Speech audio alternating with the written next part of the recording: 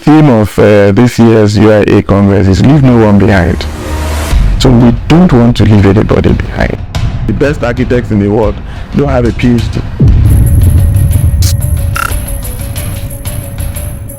And I asked myself, looking at the quality of architecture in that city in the US.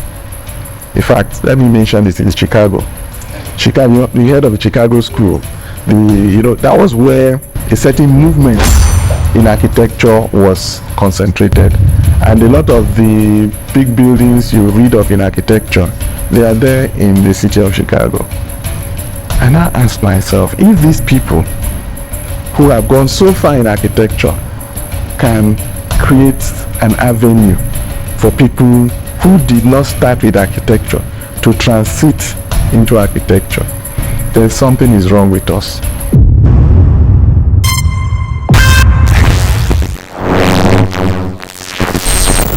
Good day, sir. Thank you for answering this call to Architects Corner. Thank you for honoring this invitation for this interview. We are sincerely grateful to have you. We also wish to congratulate you on the success of the just concluded 2023 Archibute. We say thank you, sir. You're welcome. So, sir, what we'll be having today is we'll be asking you the questions that some students, graduates, associates, even architects in the profession, the different cadres of persons in the profession have asked. Because Architects Corner is a platform where people in the built environment ask their questions, things bothering them. They will invite architects to come and give responses to these questions. So first of all, sir, some of the persons that may be watching this video may or may not know you. So, sir, please can we get to know you?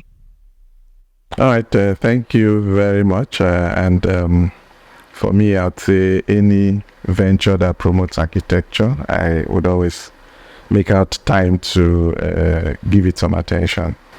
My name is Enyi Ben-Eboh, architect, and I'm currently the 29th president of the Nigerian Institute of Architects. So I guess that's what I would say for now. Okay, sir. Thank you, sir, for that. Thank you once again. So, sir, the first question is, someone asked this question and the person said, why do we have few licensed architects compared to our engineering counterparts? Well, that question is relative. Of course, you know that engineering has several disciplines. There's civil engineering, there's structural engineering, there's electrical, there's mechanical, there's chemical, there's petroleum. So there's a large spectrum of engineering. Architecture, on the other hand, is just one main, I would say, general purpose architecture, at least in Nigeria here. So if you are not into what is described as mainstream architecture, the system as currently structured does not capture you into who can be licensed. I'll give an example. Interior design is a subset of architecture. Yes. But if you went and read interior design, or you specialize in, or if you went and read interior design, chances are that you would not be registered because they say you're not an architect. Sure. What would have been a solution to that would be like what happens in medicine, where everybody reads general medicine and now specialize in either pediatrics or gynecology or surgery or different branches of medicine in specialization. Architecture, on the other hand, is not like that. Everybody reads the same thing. And until recently, there has not been a conscientious move towards making architects to specialize. It was until NUC made it a requirement for you to train architects that you must have a PhD. Architects hardly went beyond the master's degree and they went to practice and all of that. Even those who were teaching became professors with their master's degrees. But now it's a requirement that you must have a PhD if you must teach even the master's class. You can't be teaching people who are your same level. Yep. So that is why architecture or architects are now specializing in one thing or the other. But it's a discussion that is on with between the NIA and the Arcon to see how we can begin to license specialists. Because what has happened over the years is that everybody has taken a piece of the pie from architecture, and they have formed full-fledged associations. And these full-fledged associations are now threatening the very existence of the main one. I'll give you an instance. We have an association of interior designers. They are so strong now that I don't want to hazard a guess, but when they have their functions, you have the movers and shakers of society at their functions. And in terms of qualification, a lot of them didn't go to formal school to read interior design, especially the women. You just put a few curtains here and there, and the next thing you say you're interior design. And of course, if you are well exposed, you've traveled widely and you've seen how things are done, you could put something together. But on a larger scale, if you're doing a big project, you need more than just the ability to choose colors and put draperies and those sort of things. Another aspect is the aspect of landscape architecture. A lot of the people who are into landscaping, they not go to read landscape architecture in the university. You're just a horticulturist and you know how to mix flowers and all that, and you've done it in 2 or 3 places, and the next thing you say you're a landscape architect. There's a difference between a horticulturist and a landscape architect. A landscape architecture goes beyond the plants. There are several elements that come together to form a holistic picture of a landscape. So again, project management, it is your day-to-day management of projects, which the architect traditionally does on any site. But you now have a specialty that is project management, and it is beginning to displace the architect on traditional building and construction sites. So if the profession does not encourage specialization and people being registered in those specializations, then we would have an example of what you're talking of. And these days there are several new professions that are coming up. There's facade architecture, people whose job is just to make up the facade. With computers, a layman or somebody who is tech savvy can play with software and come up with facade. Of course, the facade people work on drawings already prepared by the architect, so it does not take too much of a complex skill set to put some 3D around. But then it goes beyond just putting a beautiful facade. Every facade must tell a story. It's either solving a problem of sun penetration, or a problem of directing wind and all that in a particular direction into the building and all of that. So, but if you don't study those things in a formal setting, you might think because you've done it under somebody in 1 or 2 places that you're an expert at those. So yes, there's the issue of numbers in terms of licensed architects. It could have been more, and between the regulator and the institute, we're trying to see how we can put heads together to beef up the numbers. I'm saying this because we just came back from the UIA Congress in Copenhagen, Denmark, and we discovered that despite the fact that we have a huge population, not too many countries, maybe China, India, US, and maybe 1 or 2 other countries that are above us in terms of population. But you discover that these other countries have far more licensed architects. the number of architects per capita is very, very is high in those areas, in those countries. Whereas, well, I don't know whether I say high or low. That's one architect to a fewer number in those countries than here, where we have one architect to more than almost 50,000 of the population. So there's a lot we need to do, and it's not for want of skilled manpower. I also got to, it's open knowledge that today we have more than 40 schools of architecture at the university level offering architecture. I'm counting because every day they keep springing up. We also have about the same number of polytechnics offering architectural technology. Now, let's assume that on an annual basis, conservatively, 50 graduate from each of those schools. 50 times 40 for universities, that's maybe 2,000. Now, 2,000 people every year. In 10 years, they're talking of 20,000. So 10 years. So between the year 2000 and today, we should have done 20,000. Right. If not more. 40,000.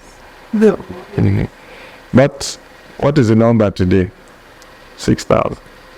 So something is wrong somewhere. And these people that are being graduated have not all jackpot, forgive my use of the word jackpot, they are still within this country. So what are they doing? And how is that affecting the quality of architecture within the architecture space? So it's a challenge. It could have been much better, but they say it's when you wake up that's your morning. So we have realized that, and we've challenged ourselves that we really, really need to close ranks and beef up the numbers. Thank you so much, sir, for that response. The next question is, what is the fate of students who are currently being dished out or graduated from schools that had lost their accreditation during this period that Arcon could not conduct accreditation exercises due to the court issues with ANCA? Well, I cannot answer that question for obvious reasons, but I want to believe that whenever the Arcon Council is reconstituted, the new council would take a decision. I don't think it will be fair to punish those students who graduated within the period accreditation lapsed. There'll be something, obviously, to remedy that situation. Yeah. Okay, thank you, sir, for that. Then, as part of the future and the emerging architects, it bothers me, I'm not the one asking the question, actually someone asked, it bothers me that we are yet to be regarded as legal voting members at the body's top-level echelon. That's at the body's top-level election. What provisions are or can be put in place to ensure all an inclusive, democratic electoral process at the top-level echelon, where members at different stages of their careers are legally voted for and also can vote? Well, I think that's a good question. At country level, once you turn 18 and you're a citizen, you should be able to vote. And it also implies that at the national level, whatever category you are, you should be able to vote. I don't know the wisdom behind limiting it to just fellows and full members. But I think a way of even encouraging people to pay their dues and register at the lower levels will be if they can have voting rights. The process of constitutional amendment in the institute is going on right now. So I think the people who are asking these questions can approach the AGS with a memorandum and push for voting rights. Probably not for everybody, not for students, and maybe they could add associate members, because those ones have graduated and they are just waiting to write the exams, and it would also give them a sense of belonging, and it would be something that would encourage them to come for BGMs where elections are being taken, where elections take place. So maybe, and even on a personal note, I would try to see how that can be canvassed for inclusion, because they are also affected by the quality or lack of the executive. Yeah, right. Okay. Thank you, sir, also for that response. Then another question goes, good day, sir. A lot of questions that is bothering my mind for a very long time. Firstly, why are architecture bodies discriminating between HND and BSc? And secondly, why can't HND holders furthermore to obtain masters without PGD, which is not acceptable anymore? He also went further to ask, polytechnic graduates in architecture should be rated above or in line with university graduates in terms of practical and theory. In my calculation, we spent the same years, which is 212. Why are they discriminated?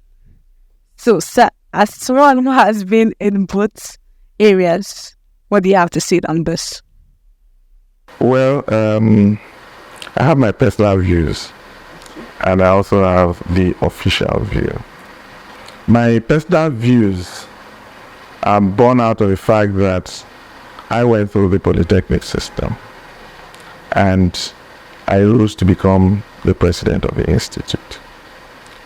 It would be unfair for you to use a particular platform to get to the top, and when you get to the top, it's like using a ladder. You throw the ladder so that others cannot use the same ladder to get up. I've seen lots of arguments about one being, the structure of one not being exactly the same as the structure of the other. And my argument has always been that curriculum is a product of whatever the stakeholders decide to make it to be. Now, I have no issues with segmentation in the profession, but what I have issues with is creating a concrete ceiling for any group of people to rise to the top. If you think there's a difference in terms of curriculum, you should enable them to do a program that would enable them switch to whatever cadre they want to. In this country, we rely too much on paper qualifications, which is different from what obtains outside. Nigeria is probably one of the very few countries that are still doing OND and HND. We borrowed this system from the British, who have abolished it long ago, because maybe they saw these problems and decided to abolish it. We have refused to abolish it, but every year we have tons of students who graduate from these polytechnics and cannot find their way to the top. Right now, they say they have to go and start at 300 level. Sure. And now get a BSc. Some of them who even did a PGD and got masters are now told to go and do BSc. To me, a lot of these things are ridiculous. I should not be practiced in this day and age. If there's a deficiency in the curriculum, fix that deficiency so that those who can cope can transit to the master's degree or whatever.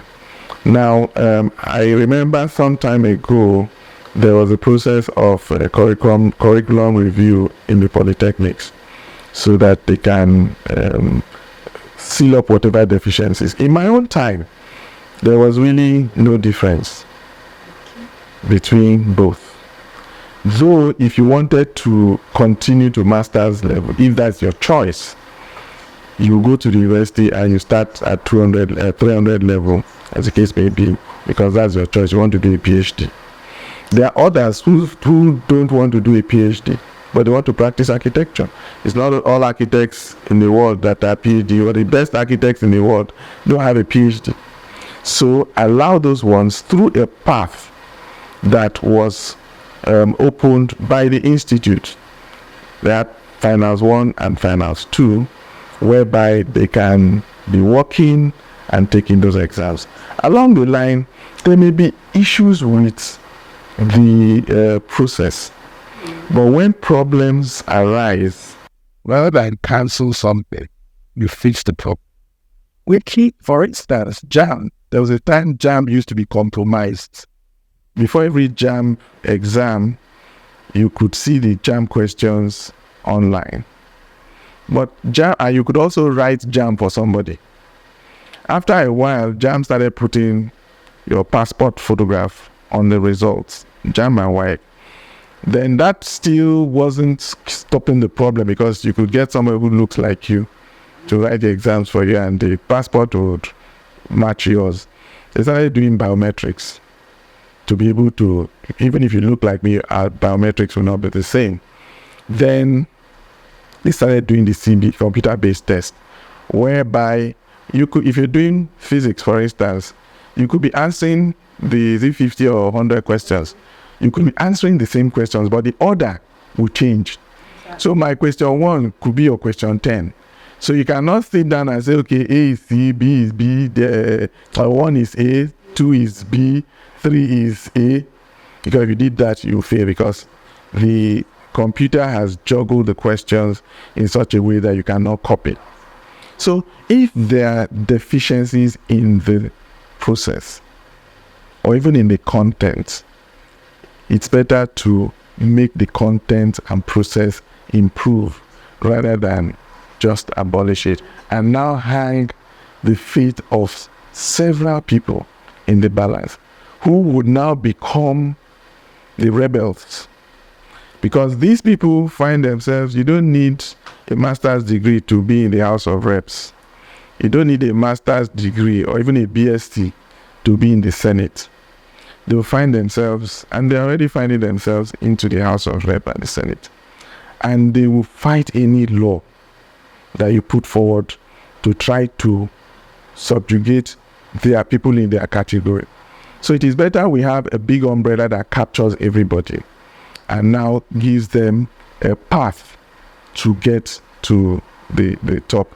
So that's my personal opinion. And even as NIA President, that is my stand. But of course, it is Arcon that regulates the practice, and Arcon that sets the benchmark for registration. But it's a continuous dialogue we'll continue to have, and hope that someday the cries of those category of people will be heard. And in fact, the theme of this year's UIA Congress is "Leave no one behind." Yes. So we don't want to leave anybody behind, and we would always work towards making the environment conducive for anybody who has talent to be able to get to the top. I hope I answered the question. You did. Thank you so much, sir. All right. Then the next question is, why don't we have a different body to register the architecture technologists, just like the Chartered Institute of Architecture Technologists in the UK? Well, it's a case of definition. Okay. If you don't include those you call technologists in your current scheme of things, they will set up their own. And it's not going to be too far. Because if you look at the Architects Act, there's actually no provision in that act for technologists. It only has provision for 2 stages of provisional and full registration. Yes. So even the current process of registering technologists is not covered by the Architects Act as presently constituted or presently how it is presently. So we have to think of either integrating them by amending the act to integrate them, or they would one day approach the National Assembly that we are not being included, so we want to form our own. So there's a thin line between architectural technology and architecture, even in places where they have, like in the UK, they have a body for architectural technologies and a body for architects. Both of them do almost the same thing. So we would have in our hands a case of another group of people who are licensed to do, maybe it's the name architect is protected by copyright. So they'll say designers. If I call myself a designer, you cannot say I'm practicing and I have a law that backs me to do design. You cannot say, but that design can be anything, and you cannot stop. I have a daughter who she's good in the arts, and initially she was tending towards architecture. Then all of a sudden, she said no, she doesn't want to do architecture, she wants to do industrial design. I said, what is industrial design? Industrial design in Nigeria here, I think it's ABU that does it. It's going to do textile and stuff like that. So is that what you want to do? But she went outside the country, and the industrial design they did, when I looked at what they did, I just told her, you just studied architecture without the building. Because every other thing in the building is what they are doing without the building itself. And so you could now have people who have skills in interior design. They can design furniture, they can design objects, they can design things for even the medical industry. They design almost everything. So when they graduate and form an association of designers, there's a thin line between when they will design objects and when they will design the building. Right. So those are some of the things we must begin to, because the world is changing, and that's the truth.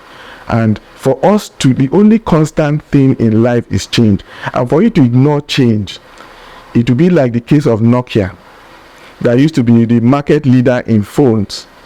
And Nokia said, we did not go under. The CEO of Nokia said, we did not go under because we're not doing what we've been doing. That we went under because we refused to change. We did nothing. And then Samsung came, Apple came and brought out smartphones, and they were still doing the old technology of analog phones. And before you knew it, everybody left them behind. Nobody hears of Nokia anymore. That is how life is. Architecture is one of those professions that I'll call an endangered profession. Endangered in the sense that there are lots of forces fighting the profession, especially technology, which at the end of the day, with technology, the machines will take a lot of the decisions that human beings take, and it will now be a case of who has the knowledge to program these machines. So you might discover that a good programmer will be the ones to be churning out different. An architect who studies programming or who can write programs will become a better architect than the one who does not. And before you know it, a smart civil engineer or a smart quantity surveyor or a smart all those other professionals who can work on programs because they study a bit of architecture. They can become proficient in those things and be using machines to give you 100 options of a hotel, this hotel for instance. They'll do it faster and more efficiently because they know the parameters to put into it. And before you know it, you just wake up and discover you don't have a job anymore. Or you can't compete because we are in a very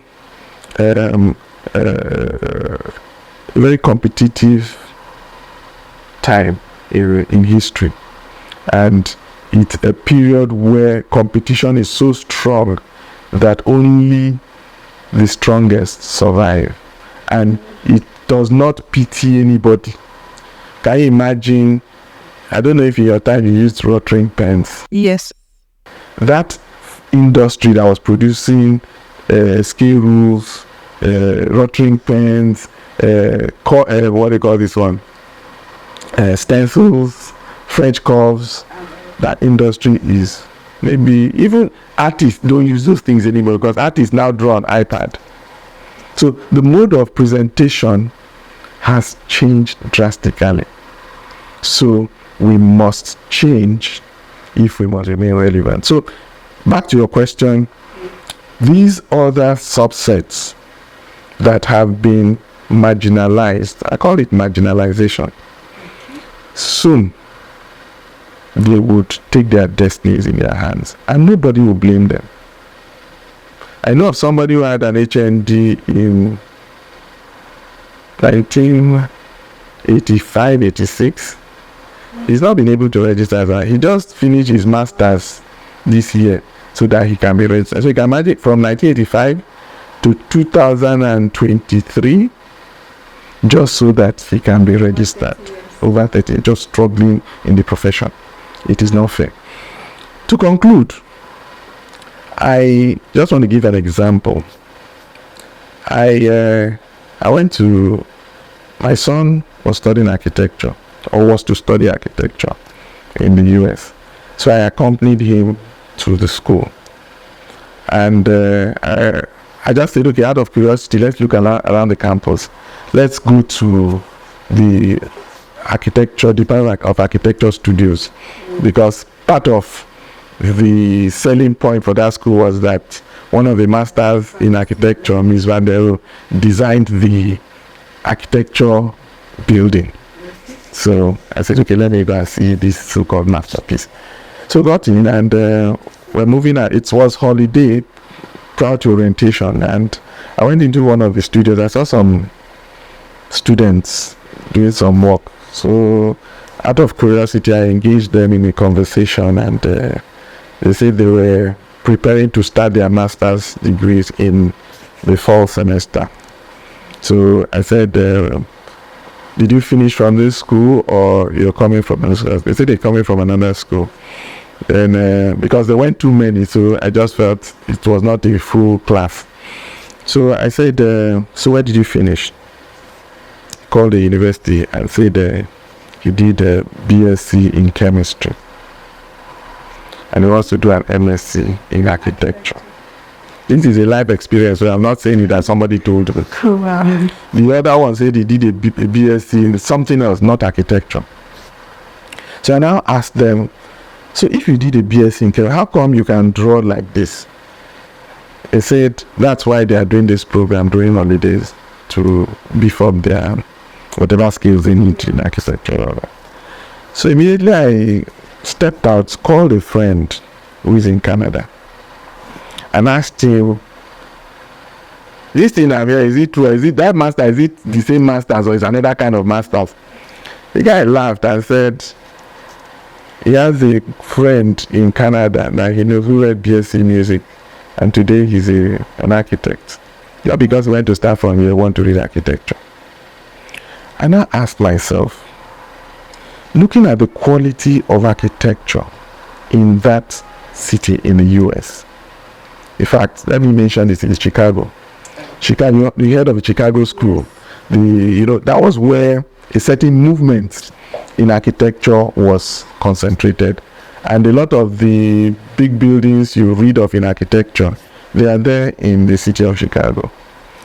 And I asked myself, if these people who have gone so far in architecture can create an avenue for people who did not start with architecture to transit into architecture, then something is wrong with us. Because when you come back home, our level of architecture is still pedestrian. Right. And we are, trying to stop people who have even read the architecture to that level. It used to be HND architecture. It wasn't HND architectural technology. It was HND architecture. I don't know at what point they now call it architectural technology. I look at the technology in the architecture they study in the polytechnics. I don't know. Maybe I've not seen the curriculum these recent days. So there's a need for us to be inclusive. There's a need for us to capture all segments of the profession. If you need to tweak a little bit, but don't make it in such a way that one looks down on the other as being inferior, whereas the entry qualifications to enter a polytechnic or to enter a university is still 5 credits and your UTME scores. Yes, you may say to enter a university the cutoff point is higher, but the basic qualification, which is the O level, is the same. So on what basis would you now say this one after 5 years is equivalent to 2 years in another system? I don't buy it, and that's my opinion. Thank you so much, sir. Then the next question is, what is the first step to initiating registration after completion of masters? What are the relevant documents? This is with respect to both NIA and Arcon. Okay, it has always been that immediately you graduate with your MSc, you do a 2-year internship. With your MSc, you can register provisionally with Arcon. So once you graduate from school without taking any exams, you can approach Arcon and register provisionally. You can also approach NIA and register as an associate member without any exams, as long as your school is accredited. Thereafter, you go on an internship, a 2-year internship. Now, those 2 years include your NYC. So if during your NYC you worked in a place that has relevance to architecture, you could add it as part of your experience. So once you have 2 years requisite industry-based experience, you can now apply to take the exams. Now, the exam recognized by the Act is what they call the PPCE, Professional Practice Competence Exam, organized by the institute. That is the exam that in law, in the Architects Act, that's the exam you're supposed to write. There have been problems and all manner of things have been happening in the profession, but we're trying to resolve those. After 2 years of internship, you can apply for the exam. Once you pass the exams, voila, you get registered. There's no big deal. Okay, sir. Then, finally, but not the least, what is your advice to younger or upcoming architects, especially now that the profession has reconciled her differences? Well, you see, the young ones are the future of this profession. And Nigerian youths in all spheres have done quite a lot, even with the challenges. I always give the example of the ABU students that won 5th position in the Great Green Wall Ideas competition organized by the International Union of Architects.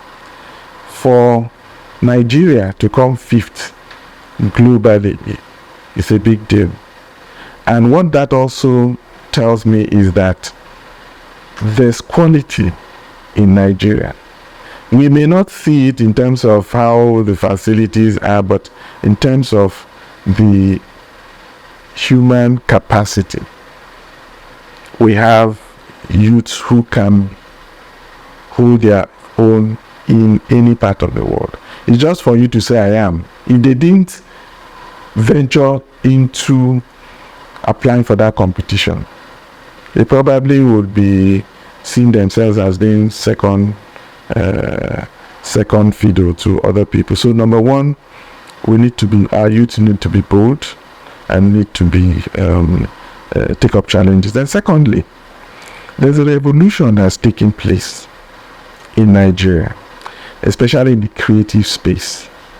And architecture is the missing link in that revolution. And what am I saying? Take our music, for instance. When I was growing up, you couldn't hear Nigerian music at any party, not sort of hearing it outside Nigeria.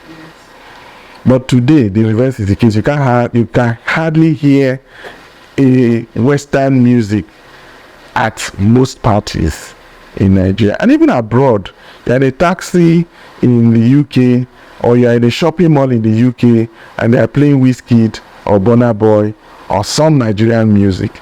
Or they're doing President Obama's summer list. And a few Nigerian artists are featuring in his collection. So it goes to show that with the same instruments that have always been there, the instruments have not changed, but they have put in a Nigerian flavor to music, and it has caught up with the world. Music that I was watching one of these kids last night, and somebody was warning Nigerian youths not to come together going to steals their, I don't know what it was, but he said, if you check our dance times, and Nigeria copied some dance step from the Ghanaians, and Nigerians are taking it over. From South Africa, they have some dance step. Nigerians, and when Nigerians take it over, they do it better. Same thing with Nollywood. Initially, we were laughing at Nollywood. Yes. Nollywood couple, and it's you.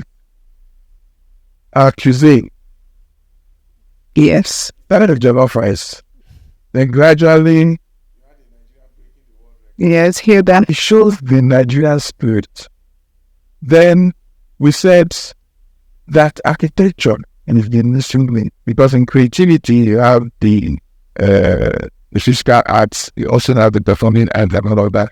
Then the architecture is also something that tells a story of the people. And we are trying to push the narrative towards an architecture that is unique in Nigeria. That if you take a photograph of houses in China or Sokoro, and you take a photograph somewhere in California, you may not be able to tell the difference. Like this one is Nigeria, and the other one is, yes, there's the international style, which is common to every area, but as Nigerians, we must begin to evolve an architecture that once people see that building, oh, that building was there in Nigeria, just like the Oriental cultures, Japan, Korea, China. Yeah. will make you know that this is. So I want to challenge the younger ones that the thing, it is when times are tough that creativity is at its highest. This is the best time to launch into the architecture space and begin to change the narrative in terms of how architecture is perceived and how it is practiced, so that we'll begin to see changes in the quality of architecture that we have in Nigeria, and also the mode of artisanship. Thank you so much, sir, for responding to these questions. We are honored to have you on this platform.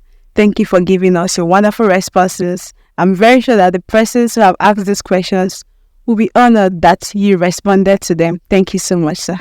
All right, thank you very much. Like I said, the pleasure is mine, and anything that has to do with architecture, I give it first priority. Thank you, sir. Sir, we might also invite you some more time. No problem. No problem. Thank you, sir. All right, then.